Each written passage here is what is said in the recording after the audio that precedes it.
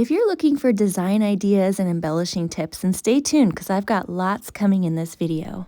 Hey friends, today I have a 2-page 12 by 12 layout for you, but I'm actually going to be using our new 6 by 8 sketchbook. So I'm going to show you how I'm going to use this sketch as a jumping off point and inspiration and turn it into a double page layout.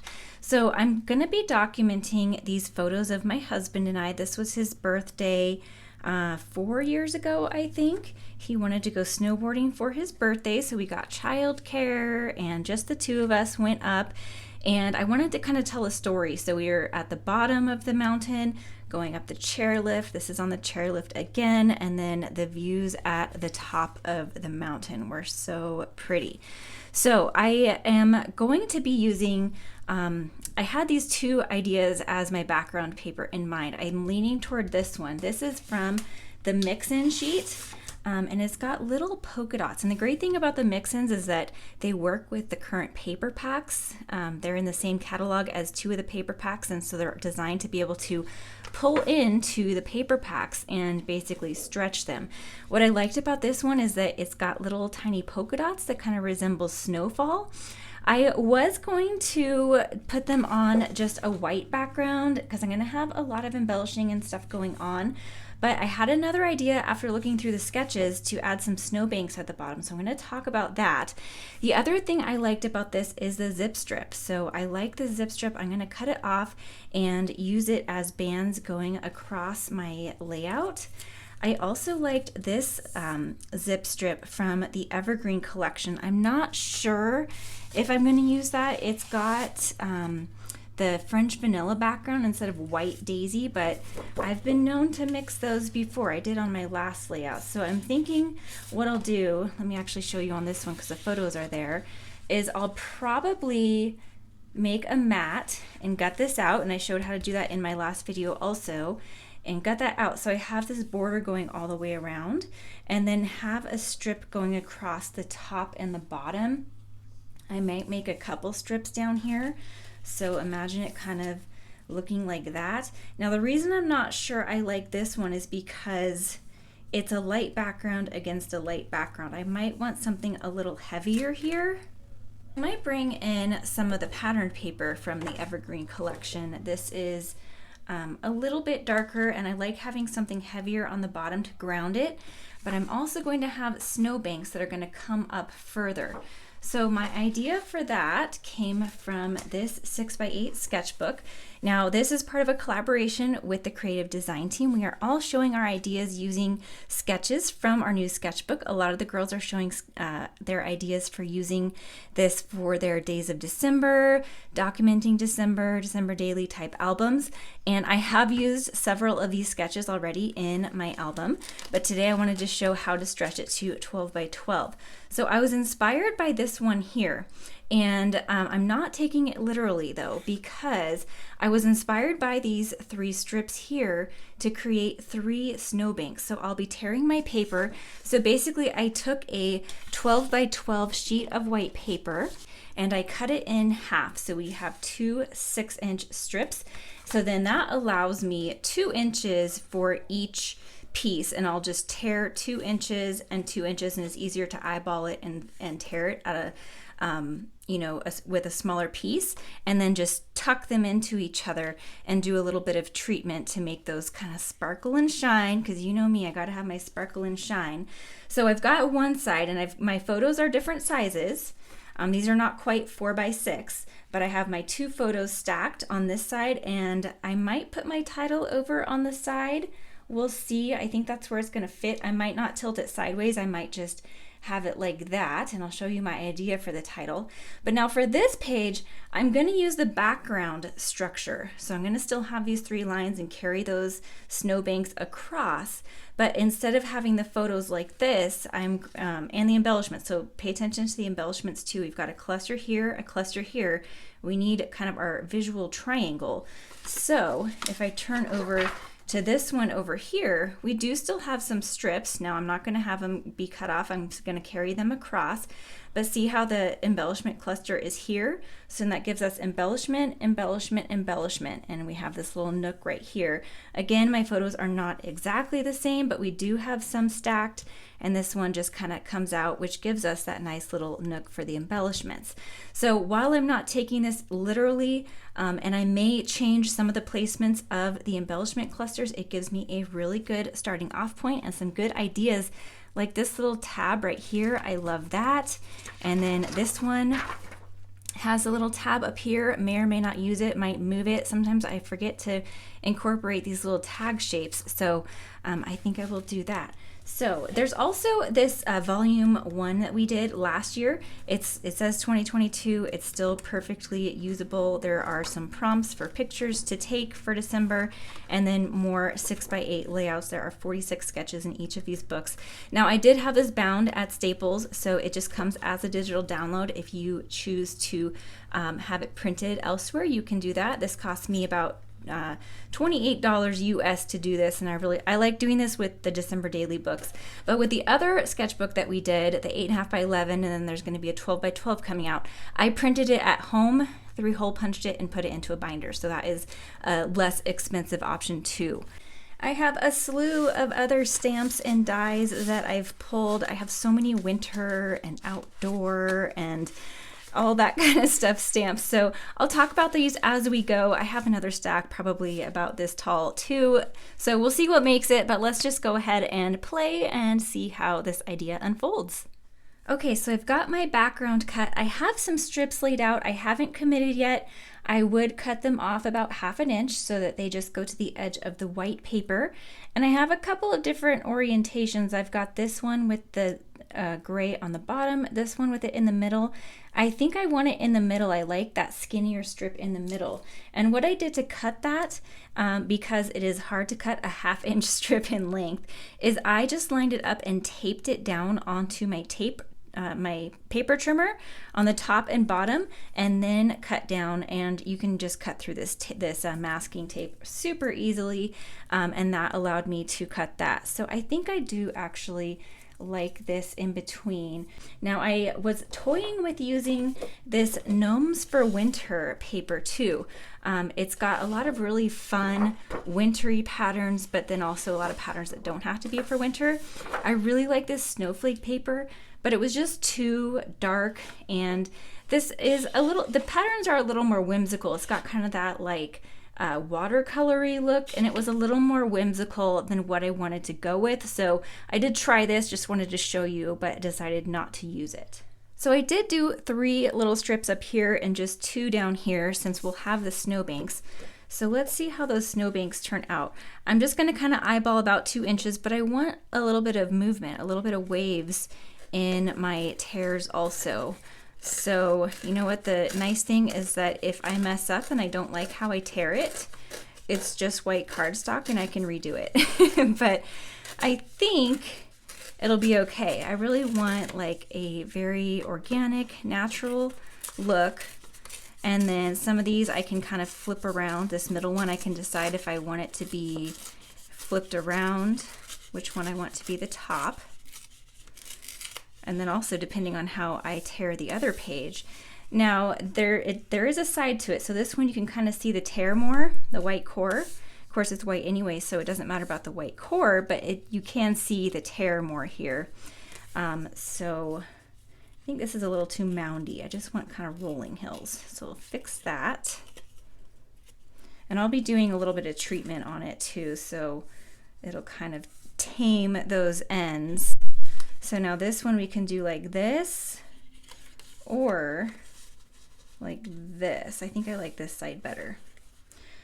They'll be tucked behind each other, so I can have them up higher, about like that, or I can tuck them in tighter and have them not stick up as high. And then I'll cut these to the end of my mat too.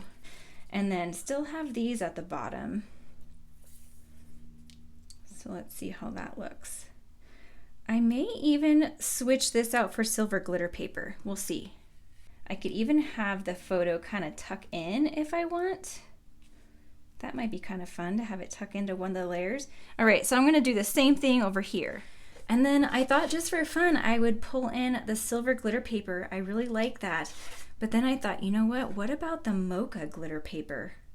I like how that plays off of my husband's jacket, and I think I might incorporate some of those pine cones to add a little bit of brown too, just to make the jacket stand out. One other thing I forgot to point out when I had these Gnomes for Winter papers in is I thought about using these because of the blue, and there's a lot of blue sky in my photos.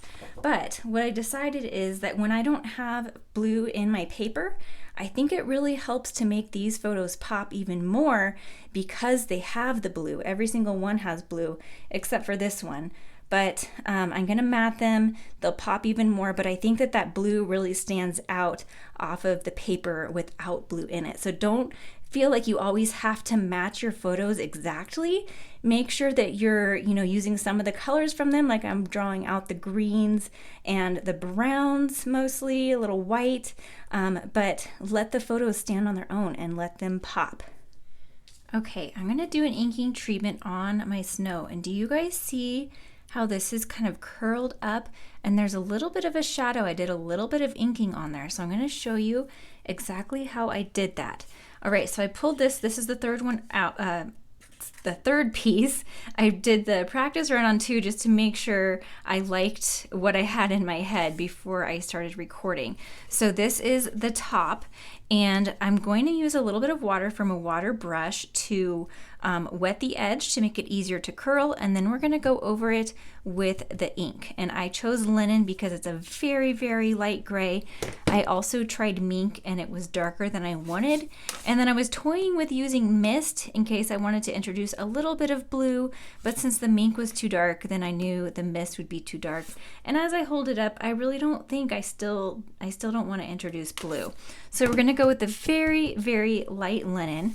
And what I'm going to do is I found it was easiest just squirt a little bit of water out and then just go along the edge of my paper. It doesn't have to be perfect. You just need to get the edge so it's easy to curl. And we're going to create that fun dimension. So super quick and easy to do. You can take your stamp chamois and just wipe up that excess or a paper towel or whatever. And you're just going to go along. If you have nails, you can use your nail. Sometimes just kind of folding it with your fingers works a little better. It depends on how flimsy it is. You know how when you tear like this, you can see how there's more that was torn off the back than the front, so that folds forward easier. There's more to fold forward, and then this, there's a little bit less. So that kind of determines what your rollover, so to speak, is going to look like. So we'll just keep doing that along the whole thing. All right, so there we go. It doesn't have to be perfect, but then also the cool thing is that when this dries, because it's wet, it's going to dry in the place that it was, so it adds a lot of that extra dimension.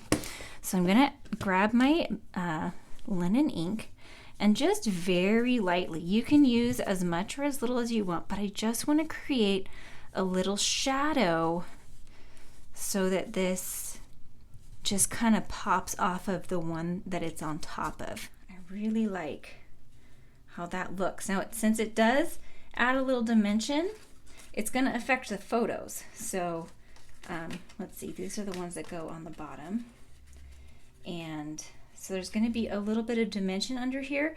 So what I might do is put some thin 3D foam tape, just the thin stuff will be fine, on here and in between, basically anywhere where the roll isn't there. So just so it's lifted up above that. And I'll probably do that for both of these. All right, so I'm going to do that to the other side as well, but there's one other thing I want to do. I mentioned I wanted some sparkle and shine. I've got this Sheer Shimmer Craft Spray that Julie and Chelsea have introduced to me, and it's a water-based spray with a really, really fine glitter in there. You can kind of see a little bit of that shimmer on the bottom. It's probably some mica. There's so many different mica sprays. I have several of them, but this one puts out a very fine mist, and the liquid is colorless, and I like the bright kind of silvery, almost white sheen that it gives. Just a very faint sparkle. It's almost like using the shimmer brush. So if you have the shimmer brush, It's similar, but this doesn't go on evenly per se. This you can just spritz on so it gives an even coat. But if you don't have this, I got it on Amazon. It was fairly inexpensive. I'll link to it below. But you could just splatter this on there to give a little bit of snowy effect. So basically, just do that. And I really hope that the camera picks up some of that sparkle. It's very faint. It's like just enough to give a hint of glistening snow. It's so, so pretty. I'm on the snow for the second page now and decided to bring in this white gloss spray. I'm just going to splatter it with the little straw that it comes with, and that will put a few little drops on my snowbanks, and then I decided to do a little bit on the background too. Now this is a very subtle detail. It really is probably going to be hard to pick up on camera. I can see it in person, although especially on the background, it really doesn't make a huge difference. All right, I have matted my photos and I have stamped and die cut some embellishments off to the side that I'll show you in a moment. But I wanted to decide what color I want to ink around the edges of my photos. I'm deciding between Mocha and Pine. I was first leaning toward Pine, but then I thought I have just little subtle accents of Mocha and I'll be bringing in just a tiny bit more. That might be just the touch I need for my photos. So I matted them in white just because I just really like my photos matted in white, even though we've got the whitish background. But I just want to have a very subtle pop, and by just barely brushing my ink pad against the paper, it will give just that subtle, just a little line to help it pop. So there's the Mocha, and then let's check out the Pine. Really, it's kind of hard to tell, and it's such a small amount that it really could go either way, but I think I'm leaning toward the Mocha because we already have a lot of pine accents. I'll be adding more, mostly pine accents in my embellishments. So what I'll do for each of my photo mats is just very lightly brush it right to my stamp pad. Now you could take a blending brush and do this like a foam dauber kind of thing, but this gives even a more subtle look. And so I didn't want to have a double mat. I often do that, but I wanted to have just that subtle amount, and I think that that is just perfect and helps it pop off the page. So I'm going to go ahead and do the same thing to all of my photos. All right, I did all of my mats and I tucked these bottom ones in like I was thinking. I didn't decide until the very last minute. I also want to point out that I did get a little smudge right here. I want to point it out because that happens to all of us, right? But don't worry, you can always cover it up. I know I'm going to have an embellishment cluster over here, so I'll just make sure that I cover that once I do the embellishing. Now here are all the stamps that I used, and I'm pretty sure that all of these are going to make it on. I did do a lot of stamping and die cutting. It took quite a while, and I recommend doing that all at once so that you have it all done, and then it's nice to just be able to pick and choose what you want to use. I know I have more than I need. So this is where I got my title. This is from the Fresh Air Scrapbooking stamp set from many years ago, and I fussy cut that out. That was before Close to My Heart started making coordinating dies, and I think that's going to go somewhere over here, just like our sketch. I've got the Evergreen Scrapbooking set, and that is where these two came from. Now, if you look at the Evergreen card making set, these trunks have a solid stamp, so they actually stamp in whatever color you're stamping it in. These ones, basically, it doesn't color it in, so I went ahead and took my tri-blend marker. The Tan Shades was the perfect color to match Mocha. I used the medium and light, I believe, to color those trunks. So I have a bunch of those set off to the side, and then the Evergreen card making is where I got these, and I stamped a whole bunch.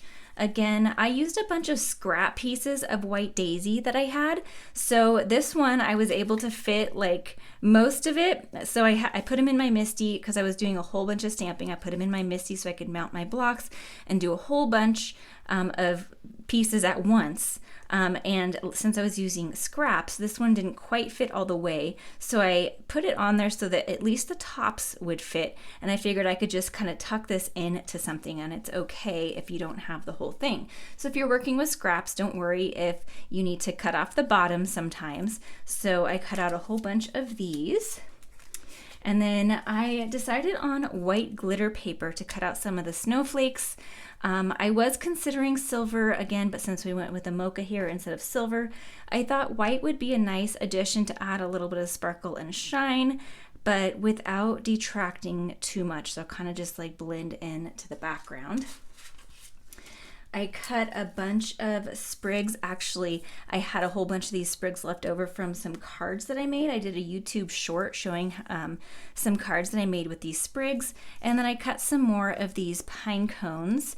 I used the Mocha glitter paper with craft paper underneath. I have found that that's my favorite combo for these cute little pine cones. And that's going to draw in the Mocha glitter paper that I have up here as well. So I cut a bunch of them so that I can have one or two in each of my 3 embellishment clusters. I like to have the same color for the most part represented in each color or in each cluster, because that is going to draw your eye around the page. And I do like nice full layered clusters, so that's what you're going to see me doing here. I have the Aurora Scrapbooking Stamp. This is an oldie but goodie. I don't think this is available anymore. It was available for quite a while, but I stamped and cut out a few of these, and there are so many layouts I do that these would work on. So if I don't end up using these or any of the other ones, I'll just be able to save them for some other layouts. Now on this one, I stamped this, which has the fun little postage stamp. I think this might still be available. Anything that is available, I will link down in the description below. This is the Wander scrapbooking set, and I also stamped this and the Love at 5,000 feet, which I think we are probably more like 8 or 10,000 feet, but that's okay. This is really cute, and I thought it was perfect since it's just my husband and I. Always say yes to adventure. If I don't use it on this layout, I can use it anywhere. Sometimes I don't know what color I'm going to want it in, so I tried to do just a variety of colors that I had in here, either pine or mocha, and I didn't have any other mocha embellishments except for the pine cones, so I thought, well, I'll stamp that in mocha. And then I have just a little bit of black, like some of the images that I stamped and then colored out, like this one. So I just colored that with little tri-blend markers. And then from this set, I just colored it all in gray because, you know, our stuff is kind of boring. Actually, these ones are, both of our goggles are white, so I just did really light gray with kind of some shading. And then I did a couple of boots. And this is actually one that I had left over. I messed up the stamping right here, but I figure I could just tuck it in so that you don't see that, and then you'll just see the cute little mittens. So I've got all of these ones colored in gray. And then the snowboard, which was from this set, colored in the same gray. And then last but not least, from this set here, I stamped this one that says Back to Nature, Scenic View, and then Enjoy the Ride. This is a really old stamp of the month from 2021. So I just stamped a couple of these. Oops, I missed one. And then just snipped them so I could add them as like little, you know, word sayings. So those are what I used, and then I'm going to speed this up and we'll go through the embellishment process. I'm going to start off by inking those little word sayings in pine ink in the same way that I inked around my photo mats, just to make them pop a little bit. And then I'm going to start my embellishing. I know that I'm going to have my title over there on the left, so I'm going to start with that embellishment cluster. I have the little title kind of nestled down on top of that top snowbank, and then I'm adding a few of the other pine trees mixed in so that it looks like those pine trees go when I add them on the other parts of the page. So when I do embellishment clusters, I start with the biggest item first. So in this case, it was the title, and then I added those bigger trees, and then I'll add these little things that can be kind of tucked here and there. I mentioned that I like very full embellishment clusters most of the time, so I like to just kind of tuck things around here and there, and those little greenery sprigs are really good for filling out embellishment clusters because they really can just be tucked in and used as filler. I always say you can never have too many sprigs, especially with a layout like this, but also for Christmas cards. I love sprigs for Christmas cards. So now I'm working on this smaller embellishment cluster up here at the top. Like I mentioned earlier, I like to have all of the different colors in each cluster represented in every cluster so that it draws your eye around the page. Now, I found this journaling spot in the scrapbooking kit for the Evergreen collection, and so I just cut that down. It was a little too long, and I had already adhered that photo down below it, so I didn't want to have to lift it up, and it was easy enough to trim the bottom of that journaling spot off.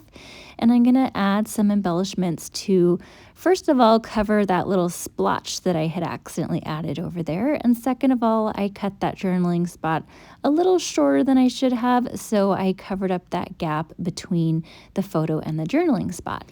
And then I'm just going to keep on adding these trees and other embellishments around this bottom photo, kind of forming an L shape curling around the corner. I really like to do that a lot of times with my embellishment clusters, is wrap it all the way around a photo.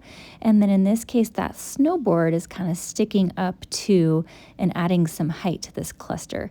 This cluster ended up being quite a bit bigger than I expected it to be, but I like how it turned out. I just had so many fun images to include. I didn't want to leave any of them out, but it definitely did make a huge difference to have cut out and stamp all of these embellishments ahead of time.